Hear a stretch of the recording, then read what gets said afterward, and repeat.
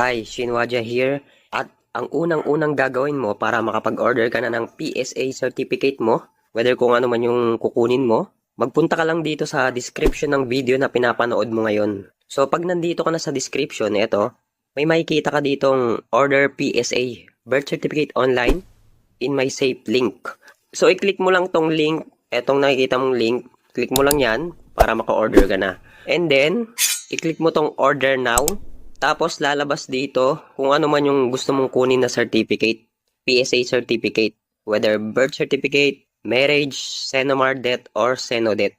For this example, kukuha tayo ng birth certificate para sa anak natin. Sa anak ko pala, pipindutin ko lang yung birth, tapos click ko lang yung I accept, tsaka yung I consent to the blah blah blah. Yan.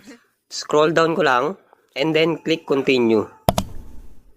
So, sinasabi dito kung kukuha ka ba ng sarili mong certificate or sa ibang tao. So, in this case, kukuha ko ng PSA birth certificate para sa daughter ko. So, pipiliin natin yung for someone else. Click mo lang yan. Pero kung kukuha ka para sa'yo, piliin mo lang yung my own birth certificate. So, sa atin, my daughter, yan. Kapag okay na, scroll down. Click continue again. Tapos, bibigyan ka ng 6 steps na dapat mong fill upan bago ka makapag-proceed. So, ito yun. Basahin mo na lang. Tapos, click continue para makapag-proceed na tayo sa pag-fill up ng details information mo. So, since tayo yung nag-request nito, lalagay natin yung mail. Kasi ako yung nagre-request para sa anak ko. Then, yung first name ko, lalagay ko lang.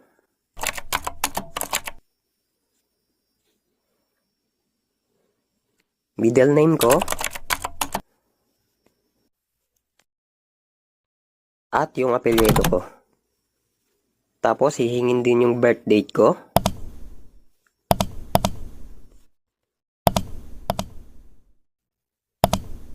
At the same time, kung anong ID type ang ipe-present ko dito. So, pili lang tayo kung anong meron dito. So, kung ano yung available mong ID, government ID, yun yung pipiliin mo. So, in this case, ang pipiliin ko is yung Pag-ibig loyalty card ko. So, yun. So, double check mo muna kung tama yung mga pinilapan mo. At kapag okay na, click continue. Ngayon naman, ilalagay mo naman yung pangalan ng taong ni-request mo or i-request mong PSA certificate. So, in this case, yung daughter ko, yung first name niya at yung middle name niya. The same time, yung apelyido niya. Yung sex niya, female or male, at yung birthday ng anak ko.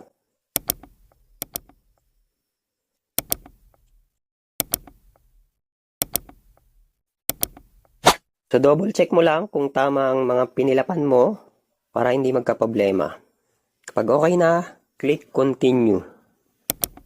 So, dito naman kailangan din yung first name ng mother ng daughter ko.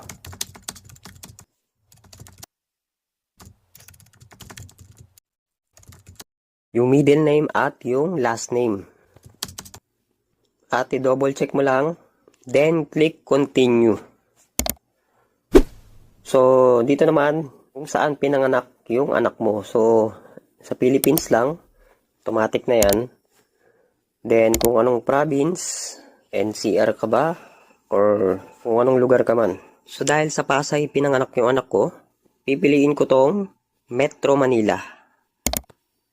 At yung kanyang municipality, so Pasay City sa anak ko. Then, click continue.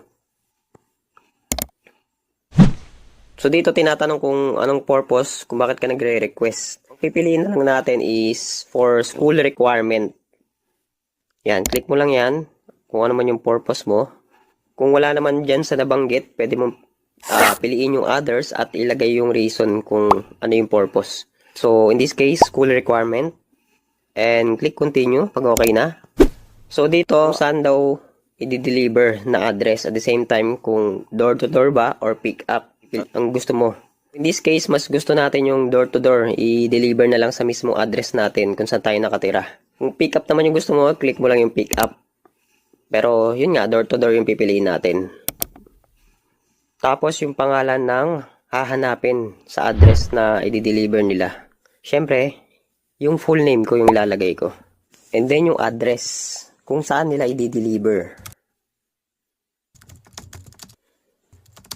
House number and street name, subdivision or building name, kung ano man yung lugar ng tinitirhan mo ngayon.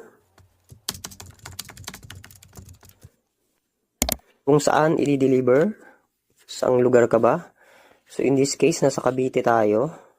Pipiliin lang natin tong Cavite. At dito naman, sa delivery municipality, piliin lang natin yung Bacoor City. Kasi nasa Bacoor tayo, under Cavite. Tapos, yung barangay na malapit sa Bacoor, sa lugar natin. At automatic lalabas yung zip code. Kung sakali naman wala lumabas, search mo lang sa Google yung zip code mo kung di mo kabisado at itype mo yun dito sa delivery zip code. And then ipapakita kaagad nila yung estimated delivery kung kailan darating sa'yo. Tapos, kailangan mo maglagay ng mobile number. So, itype mo lang yung mobile number mo para may update ka kung ano na status ng certificate or PSA certificate mo. Kung nasaan na. Diyan ka nila i-update. At the same time yung email mo. So, i-double check mo lang. Pag okay na, click continue. So, lalabas dito yung mga pinilipan mo. Pwede mo pang i-double check to para kung may mali, pwede mo pang i-edit bago ka makapag-proceed sa payment.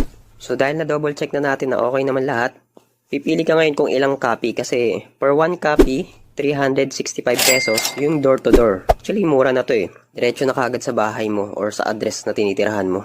So, meron lang reminder dito, pwede mo ring basahin to. Avoid transacting with online scammers, blah blah blah. Basahin mo na lang to. And are you personally the one who will receive the document? Or do you want to assign an authorized representative? So kung hindi ka sure na ikaw mismo yung makaka-pick up, busy ka sa trabaho, pwede mo tong piliin yung I want to assign an authorized person to receive the document. Basically, iwan mo lang naman yung ID mo kung sino man yung magpipick up para maipakita. So since ako naman talaga magpipick up nito, or magre-receive pala, pipiliin ko lang tong I am the only one who will receive the document. So kapag pinili mo na ikaw yung magre-receive, kailangan kung ano yung provide mo na ID dito, yun din yung ipapakita mo. Kung hindi naman ikaw yung magre-receive, check natin kung ano yung instruction niya. So assigning an authorized person to receive. Your authorized person to receive must be at least 18 years old, available at the same registered delivery address, and blah blah blah. Kung ano yung nilagay mo ID, dapat yun yung ipapakita nung magre-receive. So tayo, dahil ako naman ang magre-receive, pilin, eto na lang. I am the only one who will receive the document. Then click confirm lang. Then click continue.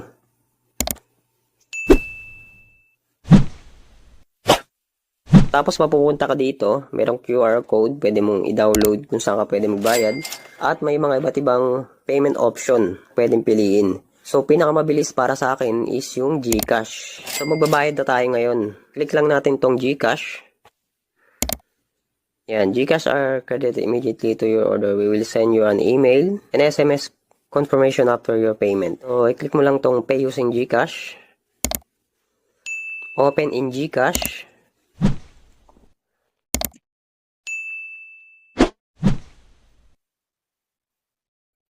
Tapos, itap mo lang itong GCash mismo, kung magkano man yung available balance mo. Tapos, pay now, 365 pesos. Then, click proceed.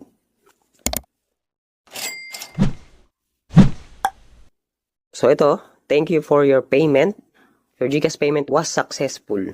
Tapos, may nakalagay dito, in case you wish to assign an authorized person to receive your order, you may click the button below. So, pinili na natin na ako yung magpipick up, pero may instances na baka busy ako or wala. Pwede mo ngayon i-click kung sino yung pwedeng mag-receive ng birth certificate mo. Ayan, i-click mo lang itong assign authorized person to receive. Ayan. I-click mo lang next. So, dito, pwede ka daw pumili ng document ID mo na ipipresent ng taong makaka-receive nito. Meron tayong national ID, pipiliin natin yung national ID.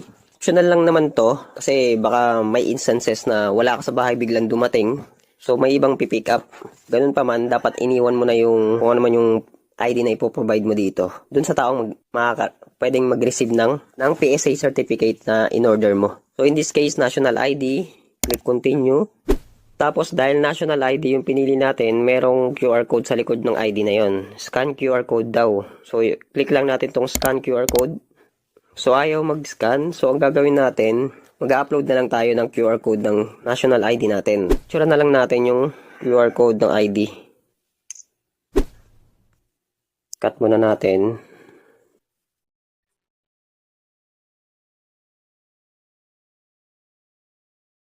Tapos upload natin ulit.